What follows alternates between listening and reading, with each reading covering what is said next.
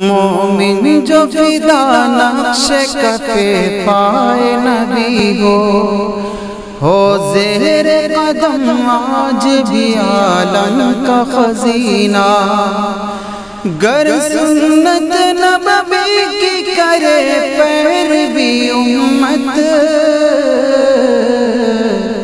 طوفان سے نکل جائے گا پھر اس کا سفینہ، طوفان سے نکل جائے گا پھر اس کا سفینہ۔ نحمدہ ونصلی علی رسولہ الکریم، اما بعد۔ غذا دو قسم کی ہیں، ایک جسمانی غذا ہے اور ایک دینی اور روحانی غذا ہے۔ جسمانی غذا کے سلسلے میں ہم لوگ ماشاءاللہ اہتمام کرتے ہیں، اور کبھی کبھی ایسا بھی ہوتا ہے کہ جس غذا کی ہمیں ضرورت ہے یا ہماری اپنی پسند ہے وہ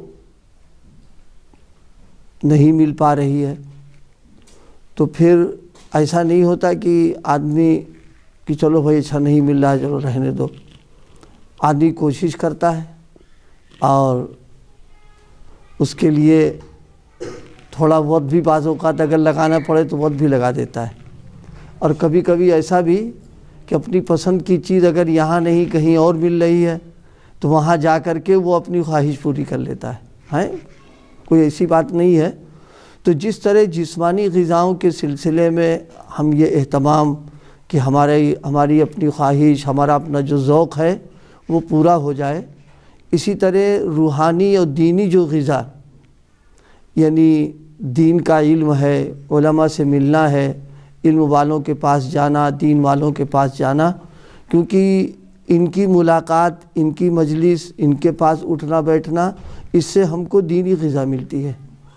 اس کی طرف اہتمام اور اس کی طرف توجہ کم ہو رہی ہے، بلکہ اگر یہ کہا جائے کہ جسمانی غذا کے اہتمام کے مقابلے پر دینی غذا کا اہتمام جو ہے وہ 5% بھی اگر کہہ دیں تو بہت ہو گیا، یعنی 95% اس کی فکر رہتی ہے، اس کی فکر کم ہو پاتی ہے۔ اس بے توجہی اور بے فکری کا نتیجہ یہ ہے کہ ہماری اپنی زندگیوں میں دینی اعتبار سے بہت ساری کمیاں ہیں۔ ہم بہت سارے ایسے اعمال میں مبتلا ہیں کہ ہم دین سمجھ کر کے کر رہے ہیں، لیکن واقعہ یہ کہ وہ دین ہے نہیں۔ لیکن بات یہی ہے کہ ہم نے اس سلسلے میں نہ فکر کی، نہ کوشش کی، نہ ہم نے ضرورت محسوس کی کہ بھائی معلومات کر لیں کہ یہ چیز دینی اعتبار سے صحیح ہے یا نہیں۔ حالانکہ ایک مومن کے ایمان کا تقاضا یہ ہے کہ وہ اپنے ایک ایک عمل میں اس بات کا اہتمام کرے کہ ایمانی اور دینی اعتبار سے بھی عمل صحیح ہے یا نہیں۔ اگر اس کو اس کا بھی اہتمام نہیں ہے تو ظاہر سی بات ہے کہ پھر اس کا مطلب یہ کہ ایمان انتہائی کمزور ہو گیا۔ اس تعلق سے سمجھنے کے لیے ایک بہت اچھی مثال دیکھیے، سرکاری ملازمین جتنے ہیں، ڈیوٹی کے وقت میں ان کی ذمہ داریوں میں سے ہے کہ وہ کام وہ کریں جو ان کی ڈیوٹی کے اور ان کی ذمہ داریوں کے لائق ہے۔ اگر وہ اپنی ڈیوٹی کے ٹائم میں ایسا کام انجام دے رہے ہیں جو ان کے فرائض میں سے نہیں ہے، ان کی ڈیوٹی کے مناسب نہیں ہے بلکہ غلط ہے، تو وہ کام ان کا مجرمانہ ہے اور وہ کام ان کا کرنا صحیح نہیں ہے۔ تو جس طرح ایک سرکاری ملازم کی ذمہ داریوں میں ہے کہ ان کاموں کو انجام دے جس کی ان کو اجازت ہے، اور جس کی اجازت نہیں اس سے بچے۔ اگر وہ ایسا نہیں کر رہا ہے تو قانوناً تو خلاف کر ہی رہا ہے وہ۔ اسی طرح ایک مسلمان کی بھی ذمہ داری ہے کہ جب تک وہ مسلمان ہے اور کوئی عمل کرے، مسلمان ہونے کی حیثیت سے معلومات کر لے کہ یہ کام ہمارے لیے اسلامی اعتبار سے کرنا صحیح ہے یا نہیں۔ تو جسمانی غذاؤں کا اہتمام ماشاءاللہ خوب ہے، لیکن اس غذا کا اہتمام، اس کی فکر کم ہے۔ پہلے لوگوں میں کتنی طلب تھی۔ ایک واقعہ اصل کتاب میں مراجعت کر رہا تھا، نہیں مل پائی، لیکن یہ خود ہی بہت معتبر ہے۔ حضرت مفتی محمد شفیع صاحب نور اللہ مرقدہ نے یہ واقعہ نقل فرمایا ہے۔ مدینہ پاک میں صحابی ہیں حضرت جابر ابن عبداللہ، ظاہر ہے مدینہ خود دارالعلم ہے، وہاں ایک سے ایک علم والے صحابہ براہ راست حضرت نبی کریم صلی اللہ علیہ وسلم سے روایتوں کو لینے والے، دیکھنے والے، آپ کے اعمال کی جاننے والے، لیکن ان کو ایک روایت کی تحقیق اور اس کے سلسلے میں کہ براہ راست کسی نے حضور سے اگر سنا ہو تو وہ مل جائے مجھے۔ اب اس کے لیے انہوں نے مصر کا سفر کیا ہے، رہ رہے مدینے میں، اور مصر کا سفر ظاہر ہے کہ اس زمانے میں سفر کی جو نوعیت ہوتی تھی، آج کل کی سہولیت تھوڑی نہ ہے کہ صاحب وہ ٹکٹ بک کرائے چلے گئے، جہاز میں بیٹھ کے پہنچ گئے تھوڑی دیر میں وہاں۔ اس زمانے میں ظاہر ہے کہ قافلوں پہ جانا پڑتا تھا، اونٹ، اور اونٹ کا سفر جو ہے وہ ہم یہ سمجھتے ہیں کہ جس آدمی کی عادت نہ ہو تو شاید وہ اس کا وہ تحمل بھی نہیں کر پائے، کہ لمبا سفر کر بھی نہیں پائے گا۔ لیکن صرف ایک حدیث کو معلوم کرنے کے لیے، حالانکہ ان کو حدیث وہ پہنچی تھی، بس وہ چاہ رہے تھے کہ براہ راست کسی نے حضور سے سنا ہو وہ مجھے مل جائے، اس لیے سفر کیا انہوں نے۔ یہاں پر آئے اور آنے کا دیکھیے انداز کیا تھا، اور جس کام کے لیے آئے وہ ضرورت پوری ہو گئی، فوراً واپس۔ آج ہم لوگوں کا حال ہے، حضرت رحمۃ اللہ علیہ کی بہرحال خدمت میں رہ کر ایک دیکھا کرتے تھے کہ ملنے کے لیے آئے، کیسے آئے بھائی؟ وہ حضرت کچہری میں کام تھا، سوچا حضرت سے بھی مل لیں۔ یعنی یہ انداز کہ اپنے بڑوں کے پاس مستقل نہیں، ایک آئے تو ضمن چلو ملاقات کر لیں، یہ نہیں، دین والوں سے ملائے، مستقل سفر کر کے آئے۔ یہ صحابی ہیں۔ جب حضرات صحابہ کرام نے اتنا اہتمام کیا ہے، جبکہ آپ سے براہ راست فیض لینے والے لوگ ہیں، تو ہم لوگوں کو تو اور زیادہ اس کا اہتمام، اس کی فکر کرنا۔ اسی لیے بزرگوں نے ایک بات لکھی ہے کہ کہیں جائے دین کے لیے اور دین کی معلومات، دین کی طلب، اپنی اصلاح کے سلسلے میں مستقل سفر کرے۔ یہ نہیں کہ جا رہے ہیں چلو یہ بھی کر کے آ جائیں گے، نہیں، اصل نیت اس کی ہونا چاہیے۔ اس لیے بعض لوگوں کے بارے میں معلوم ہوا کہ وہ گئے، معلوم ہوا کوئی وہاں اللہ کا ولی ہے، کوئی بڑا رہتا ہے، تو اس وقت ملاقات نہیں کی، کہا نہیں میں اس وقت تو آئے تھے اپنے کام کے لیے، ہم مستقل آئیں گے یہاں۔ یہ ہے قدردانی کی بات، اور یہ ہے علم کی اور دین کی بات یہاں پر۔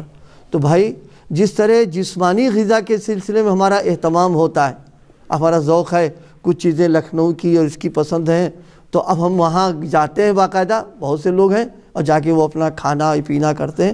تو جیسے اس کا اہتمام ہے، ایسے ہی ہمارا دین کے سلسلے میں بھی اہتمام، اپنی اصلاح کے لیے، مسئلے کو معلوم کرنے کے لیے۔ حضرت مخلد ابن مسلمہ یہ خود صحابی ہیں، فرماتے ہیں جب میں مصر کا گورنر تھا تو ایک روز دربار نے مجھے اطلاع دی کہ ایک اعرابی دروازے پر حاضر ہے۔ صحابہ بالکل سادہ رہتے تھے، ایک دم کوئی تکلفات نہیں، عجیب پڑ رہا تھا۔ ان کی سادگی کا حال یہ تھا، ہم اپنے کو کہتے ہیں اگر کبھی باہر آنا پڑ جائے تو چپل پہلے تلاش کرتے ہیں، ننگے پیر نہیں، یا ادھر سے ادھر ہونا ہوتا تو چپل تلاش کرتے ہیں۔ ان کا معاملہ یہ تھا اگر ہے تو ٹھیک، اور نہیں ہے تو پیدل ہی چلتے تھے وہ۔ اور کبھی کبھی ایسا بھی ہوا صحابہ کرام نماز کا وقت آ گیا، اب ہمارے لیے نماز کے لیے مصلی تلاش کرو، رومال تلاش کرو، نہیں تو وہ جگہ سارے اہتمام، کچھ نہیں، اگر نہیں تو زمینی پہ نماز پڑھ لیا کرتے تھے۔ اتنا سادہ بے تکلف ان کے ذہن میں تھا کہ جب اللہ پاک نے زمین کو مسجد بنا دیا ہے تو اب اس اہتمام کی کیا ضرورت رہی کہ مصلی ہو، جا نماز ہو، یہ ٹھیک ہے تو ٹھیک، ورنہ نماز پڑھ لی انہوں نے۔ اور جناب پیدل چل رہے ہیں، وہ نہیں ہے چپل جو جوتا ان کے پیروں کے اندر، آ گئے تو آ کر کے اطلاع کرائی، تو اس نے دربار نے آ کے کہا کہ آپ سے ملنے کی اجازت چاہتا ہے۔ میں نے آواز دے کر دریافت کیا کہ تم کون ہو؟ تو آنے والے نے جواب دیا کہ جابر ابن عبداللہ، یعنی سادہ نام، یہ بھی نہیں کیا کہ میں صحابی ہوں، میں کچھ نہیں، جابر ابن عبداللہ۔ میں نے حضرت جابر کا نام سنا تو بالا خانے سے نیچے دیکھ کر کہا یا تو آپ اوپر آ جائیں یا میں نیچے آتا ہوں۔ اب دیکھیے سادگی یہاں بھی ٹپکنے کی۔ حضرت جابر رضی اللہ عنہ نے فرمایا دونوں باتوں کی ضرورت نہیں ہے، نہ آپ زحمت کریں نہ ہم جائیں گے، میں تو صرف ایک حدیث کے متعلق آپ سے تحقیق کرنے آیا ہوں، بس آپ وہیں سے بتا دیں ہم کو۔ وہ یہ کہ میں نے سنا ہے کہ آپ حضرت صلی اللہ علیہ وسلم سے کوئی حدیث مسلمان بھائی کی پردہ پوشی کے متعلق روایت کرتے ہیں۔ مسلمان بھائی کی پردہ پوشی کرنا، اس کا کوئی عیب، اس کی کوئی کمزوری، اس کی اخلاقی اعتبار سے کوئی بیماری ہم کو معلوم ہے اور ہم نے اس کو چھپا لیا، ظاہر نہیں کیا اوروں پر، اس کا چرچا نہیں کیا، اس کا تذکرہ نہیں کیا۔ اللہ پاک کو یہ ادا بہت پسند ہے، اللہ کو یہ بہت پسند ہے۔ اللہ پاک ہم سب ان کا مزاج بھی بنا دے پردہ پوشی کا۔ پردہ دری کا مزاج انتہائی خراب ہے۔ پردہ دری جب بھی کرنے کا اندر سے خیال ہو تو تھوڑی دیر سوچ لے، ہمارے بھی تو عیوب ہیں، ہماری بھی تو کمیاں ہیں، اگر کہیں وہ کھل جائیں گے تو میرا کیا بنے گا، بس یہ سوچ لے انشاءاللہ۔ بس پھر یہ جو آج کل چل رہا ہے کہ پگڑی اچھال لینا اور کسی کے جو ہے عزت پر حملہ کر دینا، یہ اندر اپنے آپ ختم ہو جائے گا مسئلہ۔ فرمایا کہ حضرت مخلد ابن مسلمہ نے فرمایا ہاں میں نے حضرت صلی اللہ علیہ وسلم سے سنا ہے جو شخص کسی مسلمان بھائی کے عیب پر پردہ ڈالتا ہے تو گویا وہ ایک زندہ درگور کی ہوئی لڑکی کو قبر سے زندہ کر کے نکالتا ہے۔ ایک تو کسی کو زندہ درگور کرنا بہت بڑا جرم ہے، یہ زمانے جاہلیت کا طریقہ تھا، لڑکیوں کر دیتے تھے، تو فرمایا جیسے اس کو زندہ کرنا، کسی کے مسلمان کے عیب کو چھپا لینا۔ یہ ایک اور حدیث آگے تو سنا دیں پھر باتیں پوری کریں۔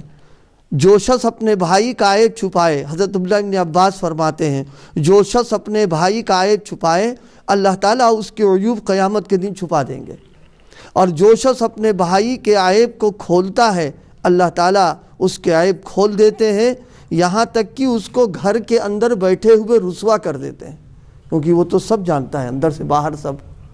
اب انہوں نے روایت نقل کر دی، اب نقل کرنے کے بعد میں یہ ہوا کہ ٹھہرو، کہاں مدینہ اور کہاں مصر جانا۔ حضرت جابر سنتے ہی اونٹ پر سوار ہو گئے اور رخصت ہو گئے، کہا بس کام ہو گیا، اب جا رہے ہیں اب یہاں سے۔